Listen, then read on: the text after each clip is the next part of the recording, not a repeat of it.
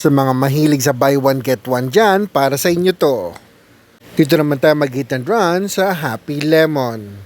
Isa itong pasasalamat sa mga atleta natin sa nakaraang Olympics.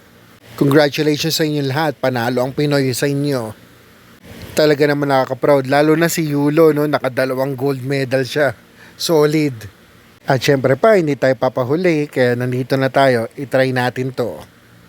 Dahil buy one take one siya, syempre kasama natin si Wifey.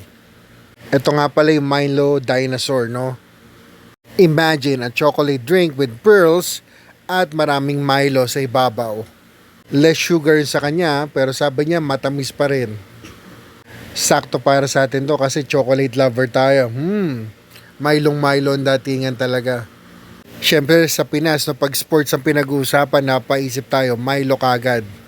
Kung powdered Milo kasi hindi nila hinalo, no? Nandun lang sa ibabaw, naka-sit lang doon.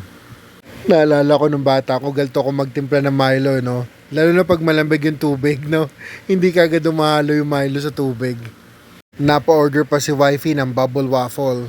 Malaki din to, no? At ang cute ng itsura yan, no? Parang bubble talaga yung waffle. Binuksan na natin yung Milo Dinosaur natin at ayun, nakikita nyo, no? Marami pa ring Milo powder. Sabi niya, try ko daw i-dip itong bubble waffle dun sa Milo. Siyempre, masunurin tayo, tatry natin. I-dip nga natin. Yan. Konting dip pa, no? At ito na nga siya, try natin. Pwede rin, no? Naging parang chocolate waffle yung kinakain natin. Isa pang dip para sa inyo. Yan. Panalo. Si Wifey naman, hindi niya dinipin sa kanya. Daya, ako lang ang nag-dip, no? Pero magandang combination daw to. Ito ang go-to snack namin sa Happy Lemon.